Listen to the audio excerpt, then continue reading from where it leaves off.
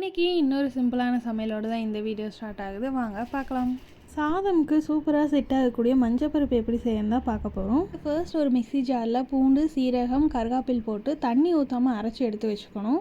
Next ஒரு pan வச்சு oil போட்டு கடுகு நல்லா பொரிஞ்சதும் சின்ன வெங்காயம், கருகாப்பில், வரமிளகாய் சேர்த்து நல்லா வதக்கி விட்டுக்கணும். சின்ன வெங்காயம் வதங்கினதும் அரை தக்காளி ஆட் பண்ணிக்கணும்.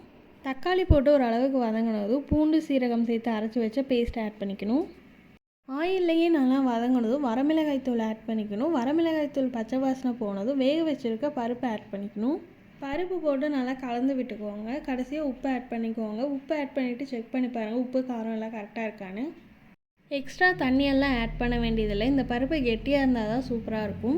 நார்மலாக செய்கிற சாம்பாரை விட இந்த கெட்டி பருப்பு ரொம்பவே சூப்பராக இருக்கும். நீங்களும் ட்ரை பண்ணி பாருங்கள். உங்கள் வீட்டில் என்ன லஞ்ச் மெனுன்னு மறக்காமல் கமெண்ட் பண்ணுங்கள். இந்த வீடியோ பிடிச்சிருந்தா லைக் பண்ணிக்கோங்க. இன்னொரு இன்ட்ரெஸ்டிங்கான வீடியோவில் பார்க்கலாம். அது வரைக்கும் பாய்.